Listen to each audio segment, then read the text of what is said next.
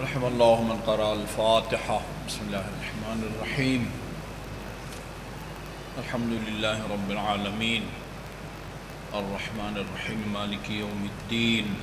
ایاک نعبد و ایاک نستعین. اہدنا الصراط المستقیم صراط الذین انعمت علیہم غیر المغضوب علیہم ولا الضالین. بسم اللہ الرحمن الرحیم.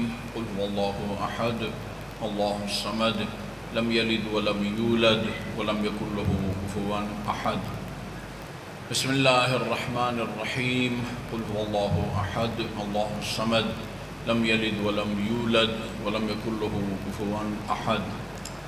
بسم اللہ الرحمن الرحیم. قل هو اللہ احد اللہ الصمد لم یلد ولم یولد ولم یکن له کفوا احد. اعوذ باللہ من الشیطان اللعین الرجیم. بسم اللہ الرحمن الرحیم. الحمد للہ الذی لا یبلغ مدحته القائلون ولا یحصی نعماءه العادون. الذي لا يدركه بعد الهمم ولا يناله غوص الفتن. والصلاة والسلام على خير خلقه وأشرف بريته الذي سمي في السماء بأحمد وفي الأرضين بأبي القاسم محمد. اللهم صل على محمد وآل محمد وعلى أهل بيته الطيبين الطاهرين الذين أذهب الله عنهم الرجس وطهرهم تطهيرا. اللهم صل على محمد وآل محمد واللعن الأبدي على أعدائهم أجمعين. أما بعد فقال الله الحكيم. بسم الله الرحمن الرحيم. وجعلناهم أئمة يهدون بأمرنا وأوحينا إليهم فعل الخيرات وإقام الصلاة وإيتاء الزكاة وكانوا لنا عابدين. درود بھیجئے محمد وآل محمد پر. اللهم صل على محمد وآل محمد. مرحوم مجلسی کی کتاب بہار الانوار جو 110 جلدوں پر مشتمل ہے، اس کی جلد نمبر 91 کی روایت کے مطابق آن حضرت صلی اللہ علیہ وسلم نے فرمایا: اکثروا من الصلاۃ علی، مجھ پر کثرت سے صلوات بھیجا کرو. فإنها اللهم صل على محمد وآل محمد. مجھ پر کثرت سے صلوات بھیجا کرو. آگے اس کی برکتوں کی طرف اشارہ کیا. ثواب اس کا کتنا ہے اس کو یہاں بیان نہیں کیا، البتہ معراج کی روایات یہ بتاتی ہیں کہ وہ فرشتہ جو دنیا میں برسنے والی بارش کے قطروں کو گنتا ہے اور اس کا حساب کتاب رکھتا ہے، وہ فرشتہ محمد اور آل محمد پر صلوات کا جو اجر اور ثواب ہے اس کا حساب کتاب نہیں رکھ سکتا. اکثروا من الصلاۃ علی، ایک خاص اس کی برکت بیان کی ہے، کثرت سے صلوات بھیجا کرو. مجلس میں اللہم صلی اللہ محمد و آل محمد، مجلس میں پڑھنے والے عالم الدین یا ذاکر یا سٹائی سیکٹری کے کہنے پر آپ صلوات بھیجیں. نماز کے تشہد میں، رکوع میں، سجدے میں، دعائے قنوت میں صلوات بھیجیں. نہیں کہا جائے گا کہ آپ کثرت سے صلوات بھیجتے ہیں، یہ تو روٹین کی صلوات آپ نے بھیجی ہے. تب کہا جائے گا آپ کثرت سے صلوات بھیجتے ہیں جب بھی آپ کو فرصت ملے، زبان خالی ہو، زبان پر اس عبادت کو جاری رہنا چاہیے. کوئی بچے یہاں ایسا نہیں ہے چھوٹے، اٹھو ذرا، کھڑے ہو جاؤ، صلوات سناؤ، اللہم صلی اللہ محمد وآل محمد پڑھو۔ میں نے اپنے حساب سے سب سے چھوٹے بچے سے پوچھا، اس کو صلوات یاد ہے؟ اور میں نے حساب کتاب لگایا موبائل پر، 5 سے 6 سیکنڈ لگتے ہیں آرام آرام سے حروف کی صحیح ادائیگی کے ساتھ اللہم صلی علی محمد و آل محمد، 5 سے 6 سیکنڈ سے زیادہ نہیں لگتے۔ ثواب کتنا ہے؟ بھیج کے جس کی روح کے لیے اس ثواب کو بھیجیں گے اس کی تقدیر بدل جائے گی۔ آپ حضرات سے میں درخواست کروں گا 3 دفعہ باواز بلند صلوات بھیجیں گے اور اس کا اجر اور ثواب ہمارے برادر غلام مرتضیٰ کے والد مرحوم اور والدہ مرحومہ کی روح کو ہدیہ کر دیں۔ اللہم صلی علی محمد و آل محمد، کثرت سے صلوات بھیجیں۔ اللہم صلی علی محمد و آل محمد، اللہم صلی علی محمد و آل محمد۔ روٹین بنائیں، روٹین بنا لیں کہ جب بھی زبان فارغ ہو اس زبان کو عادی بنا دیں۔ اس زبان کو بہت سارے چیزوں کے آپ عادی ہوتے ہیں نا، کسی کا کچھ تکیہ کلام ہوتا ہے، کسی کا کچھ تکیہ کلام ہوتا ہے۔ بعض پنجاب کے علاقوں میں ماں بہن کی گالی دینا تکیہ کلام ہوتا ہے۔ کوئی دشمنی نہیں ہے کسی سے، کوئی لڑائی جھگڑا بھی نہیں ہے، جب بات شروع کریں گے گالی والے الفاظ بول کے شروع کریں گے۔ زبان کو انہوں نے عادی بنایا ہوا ہے، وہ ذرا سی بات اور بکواس نہ کر۔ آپ نے اپنی اس زبان کو محمد اور آل محمد پر صلوات کا عادی بنانا ہے۔ اکثروا من الصلاۃ علیہ، کیا دیر لگتی ہے؟ خاتون خانہ آٹا گوندھ رہی ہے، زبان پر یہ عبادت جاری ہو، اللہم صلی اللہ محمد و آل محمد۔ پیڑے بنا رہی ہے، اللہم صلی اللہ محمد و آل محمد۔ آپ زمیندار ہیں، اپنی زمینوں میں جا رہے ہیں، کاشتکاری کر رہے ہیں، اللہم صلی اللہ محمد و آل محمد۔ وہ آپ سرکاری ملازم ہیں، آفس جا رہے ہیں، آپ سٹوڈنٹ ہیں، اسکول کالج یونیورسٹی جا رہے ہیں، جب بھی یہ زبان فارغ ہو اس کو فارغ نہ ہونے دیں اور محمد اور آل محمد پر صلوات کو جاری رکھیں۔ تب کہا جائے گا آپ کثرت سے صلوات بھیجتے ہیں۔ اکثروا من الصلوات علیہ، یہاں 3 فائدے بتائے۔ فَإِنَّهَا نُورٌ فِي الْقَبْرِ، جب ہم کو سپرد خاک کیا جائے گا اس تاریخ قبر کے سپرد کر کے ہمارے لواحقین آئیں گے، یہ صلوات وہاں نور اور روشنی کا کام دے گی۔ وَنُورٌ عَلَى الصِّرَاطِ، پورے صراط سے گزرتے وقت بھی یہ عبادت نور اور روشنی کا کام دے گی۔ وَنُورٌ فِي الْجَنَّةِ، جنت پہنچنے کے بعد بھی اس حدیث سے پتہ چلتا ہے قبر میں بھی روشنی کی ضرورت ہوگی، پل صراط سے گزرتے وقت بھی روشنی کی ضرورت ہوگی، جنت پہنچنے کے بعد بھی وہاں بھی ضرورت ہوگی، لیکن وہاں یہ واپڑا یا UPS کی روشنی نہیں ہوگی، وہاں آپ کو روشنی دے گی محمد اور آل محمد پر صلوات۔ ٹھیک ہوگا؟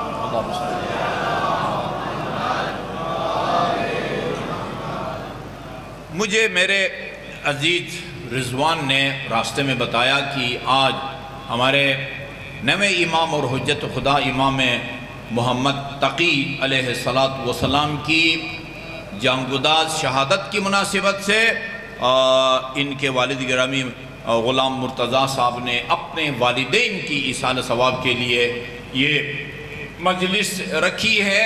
ہماری دعا ہے اللہ تعالیٰ ان کے والدین کے گناہان صغیرہ اور کبیرہ کی مغفرت فرمائے، انہیں محمد و آل محمد کی شفاعت اور ان کے جوار میں مقام عطا فرمائے۔ میں نے ایک امام کی رحلت کی مناسبت سے آیہ کریمہ کی تلاوت کی ہے، اور اس سے پہلے یہ والدین سے متعلق چند معروضات عرض کروں گا۔ مختصر، چونکہ میں نے 8:15 بجے اسلام آباد پہنچ کے ایک لائیو پروگرام میں شرکت کرنی ہے۔ یہ تو سی پے کی مہربانی ہے کہ ہم جلدی آ جاتے ہیں، ورنہ یہاں آنے کا ہم سوچ بھی نہیں سکتے تھے۔ خدا نے جس آیے کریمہ میں اپنی عبادت کا حکم دیا ہے، اسی آیے کریمہ میں بغیر کسی فاصلے کے جس تاکید کے ساتھ اور جس لب و لہجے کے ساتھ اللہ تعالیٰ نے اپنی عبادت کا حکم دیا ہے، اسی تاکید اور لب و لہجے میں والدین کے ساتھ احسان کا ذکر کیا ہے۔ امام جعفر صادق علیہ السلام کے فرمان کے مطابق اللہم صلی اللہ محمد وعلی محمد، والدین چاہے زندہ ہوں، زندہ والدین کے ساتھ بھی احسان کا حکم دیا گیا ہے، مرحوم والدین کے ساتھ بھی احسان کا حکم دیا گیا ہے۔ وَقَضَى رَبُّكَ أَن لَا تَعْبُدُوا إِلَّا إِيَّاهُ۔ ہم گزر جاتے ہیں قرآن آیات کی تلاوت کر کے، با ترجمہ قرآن کی بھی تلاوت اگر ہم کریں، آیات کریمہ رک کے ان کے مضمون کے بارے میں غور نہیں کرتے۔ وَقَضَى رَبُّكَ أَلَّا تَعْبُدُوا إِلَّا إِيَّاهُ، تمہارے رب کا یہ حکم ہے کہ اس کے علاوہ کسی اور کی عبادت مت کرو۔ عبادت صرف خدا کی ہوتی ہے، خدا کے علاوہ کسی کی عبادت جو کرے وہ مشرک ہوتا ہے۔ یہ جو ہم لا الہ الا اللہ، آپ کو پتہ ہے اس لا الہ الا اللہ میں کس توحید کا آپ اقرار کر رہے ہیں؟ توحید در عبادت کا اقرار کر رہے ہیں۔ لا الہ الا اللہ، لا معبود الا اللہ، پالنے والے تیرے سوا کوئی معبود نہیں۔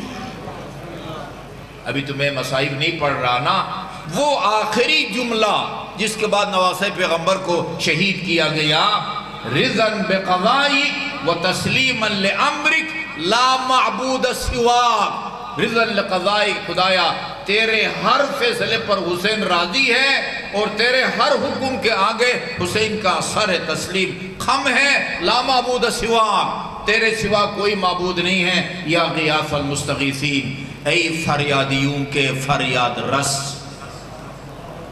وہاں بھی سید الشہداء نے لا الہ الا اللہ کا ترجمہ کیا ہے، لا معبود سواک۔ لا الہ الا اللہ کا مطلب ہے لا معبود سواک، تیرے سوا کسی اور کی عبادت جائز نہیں ہے۔ وہ اس کائنات میں تیری سب سے افضل مخلوق ہو جو محمد اور آل محمد کے نور ہیں، یا کوئی بت ہو، سورج ہو، گائے ہو، کسی کی عبادت جائز نہیں ہے سوائے اللہ تعالیٰ کے۔ اور اس کے بعد کیا فرمایا؟ بغیر کسی فاصلے کے وَبِالْوَالِدَيْنِ إِحْسَانًا، خدا کی عبادت کرو، اس کے علاوہ کسی اور کی عبادت نہ کرو۔ وَبِالْوَالِدَيْنِ إِحْسَانًا، احسان، جب ہم یہ لفظ احسان سنتے ہیں یا کسی کتاب میں پڑھتے ہیں، آپ کے ذہن میں اس کا کوئی اور مطلب آتا ہے، لیکن امام زین العابدین علیہ السلام نے اللہم صلی اللہ محمد وآل محمد ایک خاص مفہوم بیان کیا ہے والدین کے ساتھ احسان کا۔ عرض کیا میں نے مرحوم والدین کے ساتھ بھی احسان ضروری ہے، زندہ والدین کے ساتھ بھی احسان ضروری ہے، لیکن مرحوم والدین کے ساتھ احسان کا طریقہ اور ہے، زندہ والدین کے ساتھ احسان کا طریقہ اور ہے۔ امام نے فرمایا والدین کے ساتھ احسان کا مطلب یہ ہے، وہ میرے دوست اور بزرگ جن کے والدین بقید حیات ہیں، اللہ انہیں طول عمر عطا فرمائے اور صحت عطا فرمائے، وہ توجہ دیں۔ فرماتے ہیں والدین سے احسان کا مطلب یہ ہے کہ تم ان کی ضروریات زندگی پر نظر رکھو۔ وہ جس عمر کے ہیں، جوان والدین ہیں، ان کی ضروریات زندگی اور ہوتی ہیں، بوڑھے والدین ہیں، ان کی ضروریات زندگی اور ہوتی ہیں، کھانے پینے کے حوالے سے، لباس کے حوالے سے، رہائش کے حوالے سے، سواری کے حوالے سے۔ والدین کی ضروریات زندگی کا خیال رکھو، نظر رکھو، تم خود سمجھو کہ اس وقت والدین کو کس کھانے کی ضرورت ہے، کس طرح کے لباس کی ضرورت ہے، کس طرح کے مکان کی ضرورت ہے۔ احسان کا مطلب یہ ہے کہ والدین کو اتنی بھی زحمت نہ دو کہ وہ تم سے اپنی ضروریات زندگی کا اظہار کریں۔ احسان کا مطلب یہ ہوتا ہے، جی بیٹے آج مجھے یہ پھل لا کے دو، بیٹے مجھے یہ سبزی لا کے دو، تم ان کے مزاج کو سمجھو۔ بیٹے گرمی کا موسم ہے، اس طرح کا وہ لباس لا کے دو، سردی کا موسم ہے، اس طرح کا لباس لا کے دو۔ نہیں، ان کو اپنی ضروریات کے اظہار کی بھی زحمت نہیں ہونی چاہیے۔ تمہیں خدا نے عقل دی ہے، ان کی ضروریات زندگی کو سمجھو اور سمجھ کے ان کو پورا کرو۔ اور یہ بھی یاد رکھیں میرے بزرگوں اور عزیزوں، خصوصاً وہ کہ جن کے والدین بقید حیات ہیں، یہ لفظ سنا ہوا ہے آپ نے، مکافات عمل۔ جیسے بوگے ویسے کاٹو گے، ہے نا۔ فارسی میں کہتے ہیں از مکافات عمل غافل مشو، گندم از گندم برویت جو سے جو۔ مکافات عمل سے کبھی بھی غافل نہیں ہونا۔ گندم بوگے، گندم کاٹو گے، جو بوگے جو کاٹو گے۔ یہ نہ سمجھو کہ جو بو کے میں گندم کاٹوں گا یا گندم بو کے وہ چاول کاٹوں گا، نہیں۔ اس کو عرض کرنے کا مقصد یہ ہے، یہ حدیث کا مضمون آپ کو سنانے لگا ہوں۔ جیسے سلوک اور برتاؤ آپ اپنے والدین کے ساتھ کریں گے، ویسے ہی سلوک اور برتاؤ آپ کی اولاد آپ کے ساتھ کرے گی۔ یہ حدیث ہے۔ اسی طرح جو آدمی اپنی آلودہ نگاہ دوسروں کی ناموس پر ڈالتا ہے نا، وہ یہ سمجھے کہ پھر میری ناموس بھی دوسروں کی آلودہ نگاہ سے محفوظ نہیں رہ سکتی۔ احادیث بہت ساری، اس لیے معصوم نے فرمایا ما زنا غیور قط، کوئی غیرت مند آدمی زنا نہیں کرتا۔ تب سمجھ میں آ رہا ہے نا، کوئی غیرت مند زنا۔ اس لیے اگر کسی کے غلط نگاہ ڈالو گے کسی کے ناموس پر، تمہارے ناموس پر غلط نگاہ ڈالی جائے گی۔ ہاتھ لگاؤ گے آلودہ نگاہ سے، تمہارے ناموس بھی جتنا آگے جاؤ گے یوں سمجھو کہ تمہاری ناموس بھی تم اگر یہ چاہتے ہو کہ تمہاری ناموس دوسروں کی نگاہوں سے محفوظ رہیں، دوسروں کی ناموس تمہاری نگاہوں سے ان کو محفوظ رہنا چاہیے۔ یہ مکافات عمل ہوتا ہے، مکافات عمل۔ میں نے پڑھا ہے تاریخ میں ایک آدمی، یہ جب والدین بوڑھے ہو جاتے ہیں نا 70 80 90 سال، خدا نے قرآن میں فرمایا ہے وَمَن نُعَمِّرْهُ نُنَكِّسُ فِي الْخَلْقِ، جس کو لمبی عمر دے دیتے ہیں ہم اس کو خلقت کو پلٹا دیتے ہیں، بچپنا آ جاتا ہے اس کے اندر۔ آپ کے 2 2.5 سال کا بچہ آدھی رات کو کہتا ہے مجھے ابھی ٹافی لا کے دو، ابو جی امی جی انکل۔ بیٹے ابھی تو دکان بند ہے، وہ کل دکان کھلے گی تو میں تمہیں لا کے دوں گا۔ اس کو دکان سے کوئی غرض نہیں ہے، اس کو آدھی رات کو وہ ٹافی چاہیے۔ لاکھ سمجھائیں، اس کی سطح فکر ایسی نہیں ہے کہ وہ تمہاری مجبوریوں کو سمجھیں۔ والدین جب بوڑھے ہوتے ہیں نا، ان کی سطح فکر اتنے وہ نیچے آ جاتی ہے کہ پھر وہ مجبوریوں کو نہیں سمجھتے، نامعقول باتیں کرتے ہیں، نامعقول مطالبے کرتے ہیں۔ یہی وجہ ہے جہاں فرمایا وَلِلْوَالِدَيْنِ احسانا، اس کے بعد فرمایا اگر والدین ماں باپ دونوں تمہارے پاس ہیں یا ان دونوں میں سے ایک تمہارے پاس ہیں اور وہ بوڑھے ہوں فَلَا تَنْهَرْهُمَا، ان کو کبھی ڈانٹو مت۔ کیوں بھائی؟ جوان والدین کو ڈانٹنا کوئی کار ثواب ہے؟ جوان والدین کو بھی ڈانٹنا بھی ناجائز کام ہے، بوڑھے کو بھی ڈانٹنا ناجائز کام ہے۔ پھر خصوصی طور پر بوڑھے والدین کو ڈانٹنے اور ان کی سرزنش کرنے سے خدا کیوں روک رہا ہے؟ اس لیے کہ جوانی میں ڈانٹ کھانے کا خطرہ نہیں ہوتا۔ وہ آپ کی لاڈ پیار برداشت کر رہے ہوتے ہیں، آپ کو خرچہ دیتے ہیں، آپ کی ضروریات زندگی کو پورا کرتے ہیں۔ بوڑھے جب ہوتے ہیں پھر وہ ان کی عقل کام نہیں کرتی جی، اور آپ سے ناجائز مطالبے کرنا شروع کر دیتے ہیں، آپ تنگ آ جاتے ہیں ان سے، اور کبھی نہ کبھی زبان سے کوئی ایسا جملہ نکل جاتا ہے جو والدین کی دل آزاری کا باعث بنے۔ خدا فرماتا ہے اس سن و سال میں کبھی بھی والدین کو مت ڈانٹا کرو۔ مکافات عمل کی داستانوں بیان کرتے ہیں، ایک آدمی اپنے باپ سے تنگ آ گیا تھا، اس کے نامعقول مطالبات، نامعقول باتوں سے۔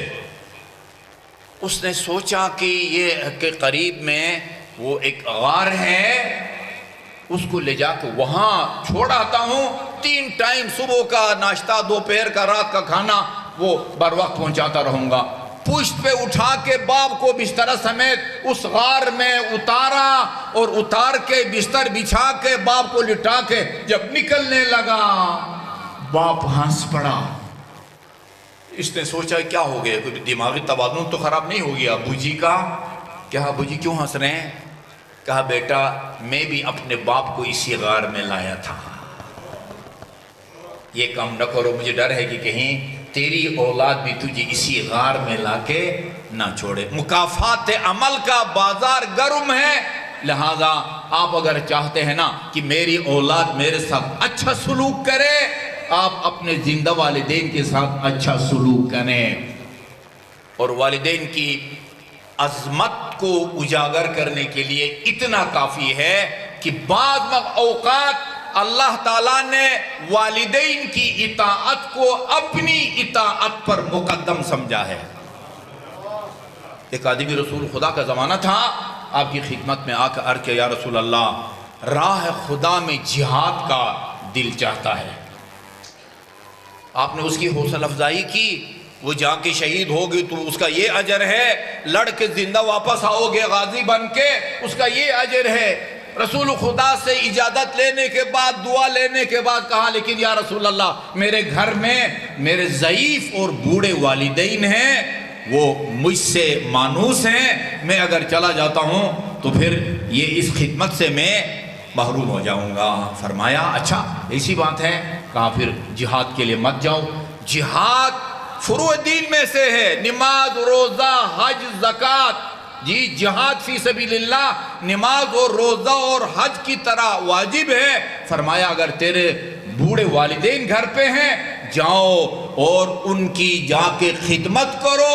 یہ ضعیف والدین کی خدمت مسلسل 1 سال اگلے محاذ پر راہ خدا میں جہاد کرنے سے افضل ہے۔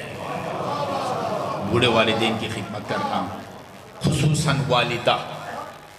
کہتے ہیں کہ اگر آپ واجب نماز پڑھ رہے ہوں، ماں باپ میں سے کوئی بلائے، نماز توڑ کے ان کے پاس جانا کی اجازت نہیں ہے، لیکن اگر آپ مستحب نماز پڑھ رہے ہیں، کوئی نفل پڑھ رہے ہیں اور والد بلائے، نماز توڑ کے والد کے پاس جانے کا حکم نہیں ہے، لیکن اگر والدہ بلائے، معصوم فرماتے نماز کو توڑو اور والدہ کے پاس جا کے ہاں عرض کرو امی جی حاضر ہوں، ہاں کیا حکم ہے، ٹھیک ہے جی۔ تو سب سے اہم جو چیز ہے وہ یہ ہے کہ والدین اگر اس دنیا میں نہیں رہے، ان کے ذمے واجب الادا حقوق اللہ اور حقوق الناس کا اندازہ لگائیں۔ خدا نخواستہ کوئی ایک دن، 1 مہینہ، 1 سال کی نمازیں تو نہیں چھوڑی والد یا والدہ نے، روزے تو نہیں چھوڑے، حج بیت اللہ تو کہیں ان پر واجب نہیں تھا، ادائیگی سے پہلے وہ مرحوم ہو گئے ہیں، ان کے بارے میں پوچھا جائے گا۔ اب یہ سوشل میڈیا کے ذریعہ میں بار بار تاکید کرتا ہوں کہ اگر مرحوم ہو گئے ہیں ماں باپ یا کوئی عزیز، دیکھو ان کے ذمے اگر کوئی نمازیں ہیں جو نہیں پڑھی، یا خود پڑھو یا کسی کو معاوضہ دے کے ہدیہ دے کے ان کی طرف سے پڑھاؤ۔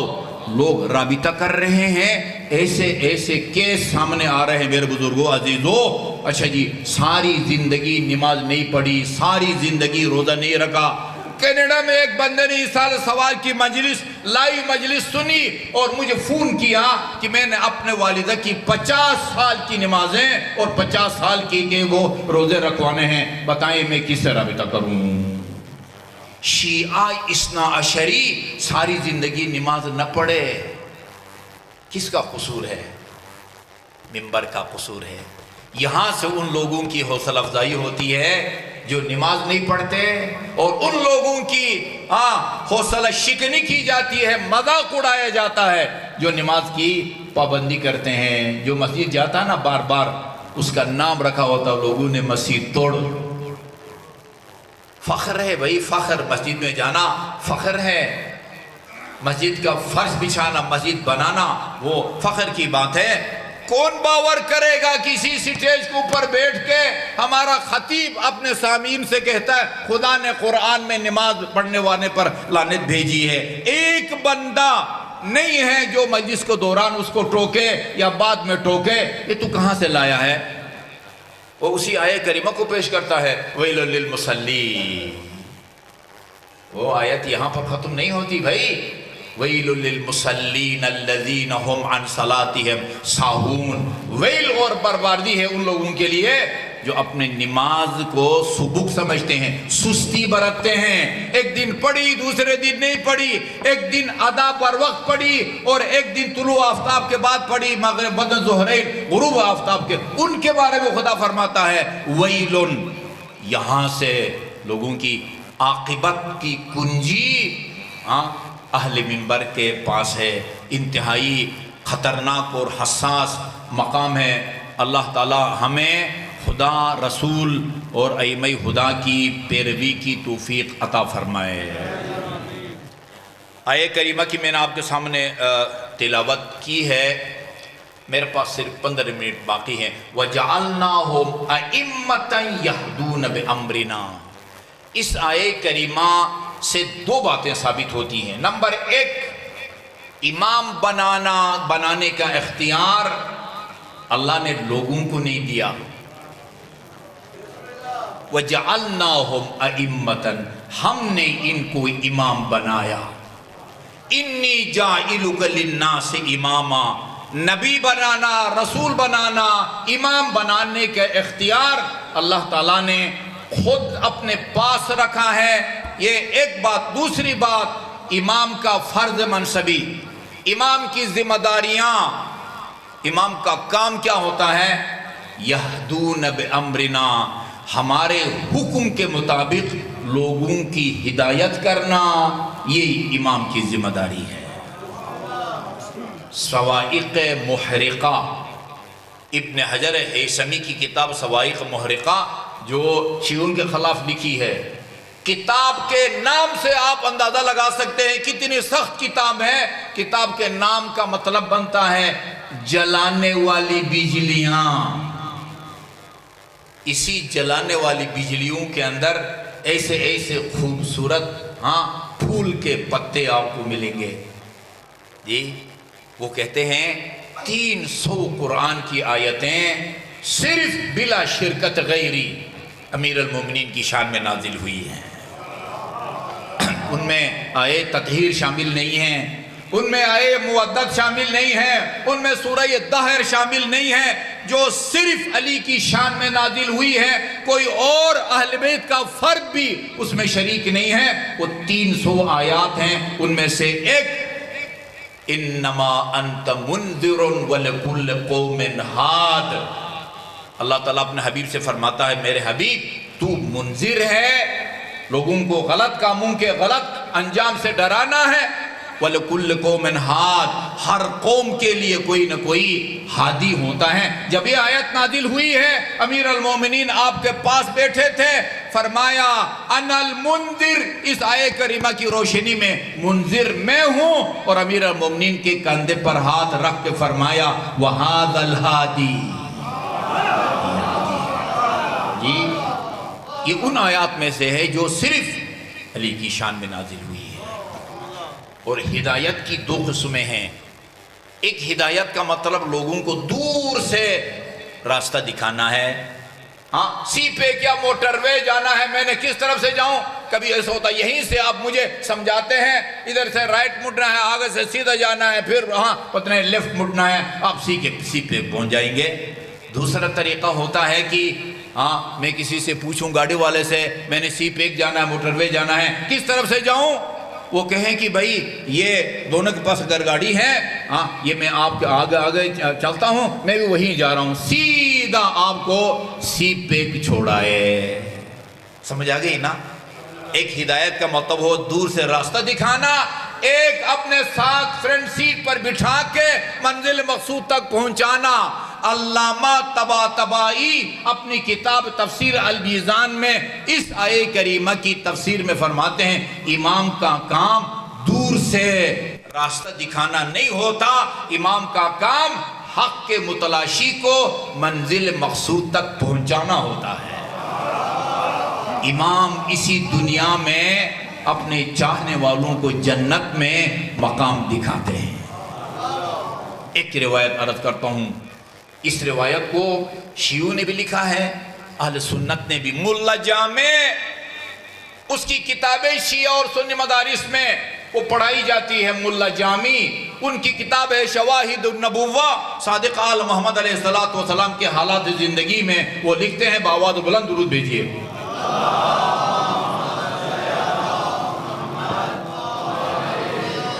وہ لکھتے ہیں ایک آدمی ہر سال بیت اللہ کی حج کے لیے جاتا تھا، جیسے آج کل ہمارے حاجی صاحبان گئے ہوئے ہیں، اور حج کے بعد مدینہ آتا زیارات کے لیے۔ وہ جتنے دن مدینے میں رہتا، 1 ہفتہ 10 دن 15 دن امام جعفر صادق علیہ السلام کے گھر ٹھہرتا تھا۔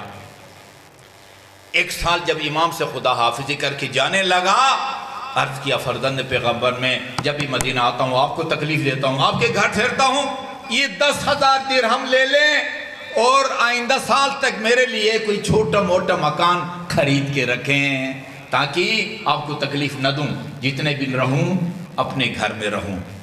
امام نے فرمایا ٹھیک ہے۔ اگلے سال جب بیت اللہ کے حج سے فارغ ہو کے مدینہ آیا تو امام کی خدمت میں عرض کیا ہمارے لیے کوئی مکان کا بندوبست ہو گیا ہے، اور کچھ رقم میں دے گیا تھا 10,000۔ امام نے فرمایا بالکل ہو گیا ہے۔ بولا کہاں؟ مدینہ؟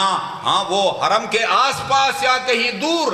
کہاں میرے لیے مکان آپ نے خرید فرمایا ہے؟ فرمایا میں نے تمہارے لیے مکان کا بندوبست کیا ہے جنت میں۔ جنت میں؟ پھر عرض کیا مولا وہ جنت بھی کوئی پکیشہ مردان جتنی تو نہیں ہے نا؟ قرآن میں ہے جنت کی صرف چوڑائی زمین آسمان کے برابر ہے نا؟ صرف چوڑائی زمین اور آسمان کے برابر ہے۔ وہ اتنے وسیع اور عریض جنت میں کہاں اپنے آس پاس میں یا کہیں دور جہاں مکانات سستے ہوتے ہیں، ہاں مرکز شہر سے، فرمایا جہاں میں نے تمہارے لیے مکان کا بندوبست کیا ہے نا، اس کی دیوار کا ایک حصہ رسول خدا کے مکان سے ملتا ہے، اس کا دوسرا حصہ علی کا مکان، تیسرا حصہ حسن اور چوتھا حسین کے، یعنی جنت میں محلہ بنی ہاشم میں نے تمہارے لیے مکان کا بندوبست کیا۔ یہ اتنا راسخ العقیدہ تھا، مولا کوئی اس مکان کے کاغذات مل سکتے ہیں، انتقال کے کاغذات، رجسٹری کے کاغذات، تاکہ جب مر جاؤں تو وہ کاغذات دکھا کے اپنے مکان کا قبضہ لے سکوں۔ کہا کہ بالکل ہم نے کوئی کچا کام نہیں کیا، لکھ کے دیا۔ جبل کا رہنے والا تھا، اپنے بیوی بچوں کے پاس پہنچا اور بیٹوں کو وصیت کی کہ یہ میں اپنے مقام کے دستاویز صادق آل محمد کے دست مبارک سے لے کے آیا ہوں، جب میں مر جاؤں تو ان دستاویز کو میرے کفن میں لپیٹ کے میرے ساتھ قبر میں دفن کر دو۔ بیٹوں نے وصیت پر عمل کیا، دفن کیا باپ کو، دستاویز کو بھی ساتھ دفن کیا۔ دوسرے تیسرے دن جب فاتحہ کے لیے گئے، وہی پرچی یا دستاویز قبر کے اوپر پڑی ہوئی تھی اور اس کے اوپر لکھا ہوا تھا صادق آل محمد نے جو وعدہ فرمایا تھا وہ پورا ہو گیا۔ ملا جامی لکھتا ہے، ملا جامی اہل سنت، اور ہماری کتابوں میں لکھا ہے کہ یہ جو 10,000 درہم تھا اس جبل کے مومن کا، اس کو صادق آل محمد نے مدینہ کی نادار اور غریب اولاد فاطمہ میں تقسیم کیا تھا۔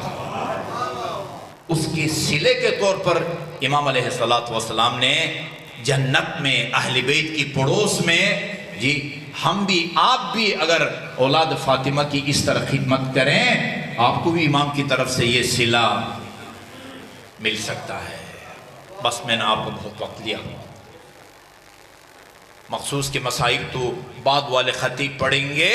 یہ جو ہماری مجلس کا طریقہ ہے نا، مجلس کا طریقہ، اللہ کی حمد و ثنا محمد و آل محمد پر درود و سلام، اہل بیت خصوصاً امیر المومنین کے فضائل اور آخر میں مسائل، یہ طریقہ ہم نے جس امام سے سیکھا ہے اس کا نام علی ابن الحسین زین العابدین ہے۔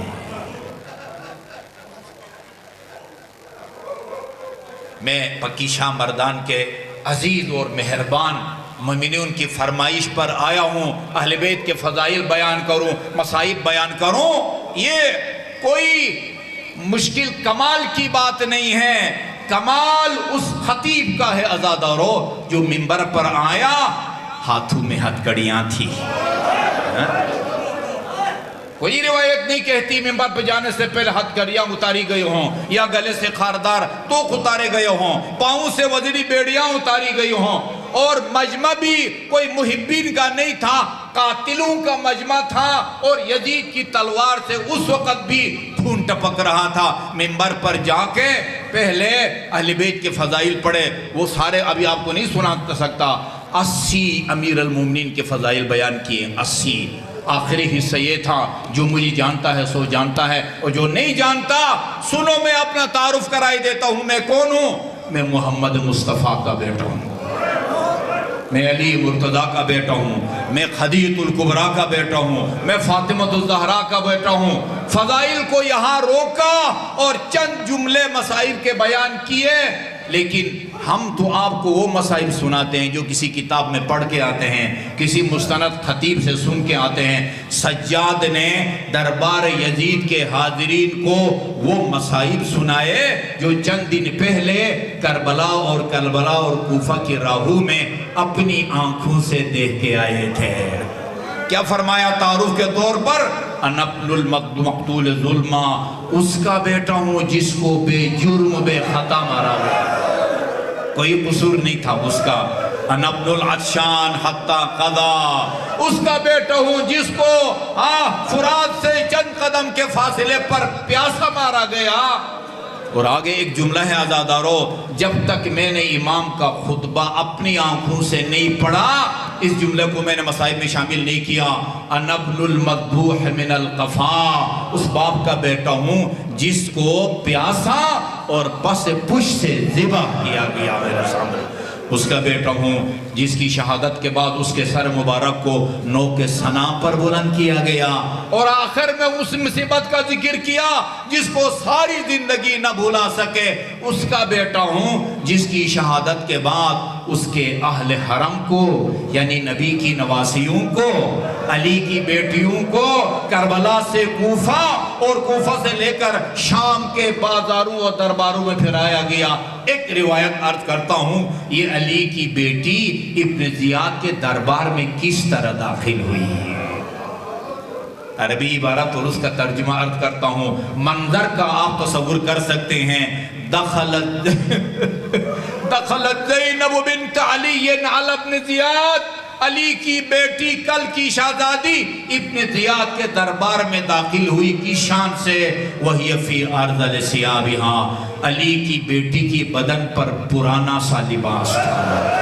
تَقْتُمُ وَجْهَهَا بِقُمِّهَا، علی کی بیٹی نے اپنے آستین سے پردے چہرے کا پردہ کیا ہوا تھا۔ لِأَنَّ خِمَارَهَا قَدْ سُلِبْ، اس لیے کہ چادریں تو اشقیان کربلا میں چھین لی تھی۔ اللہ لعنت اللہ علی القوم الظالمین وسيعلم الذين ظلموا أي منقلب ينقلبون۔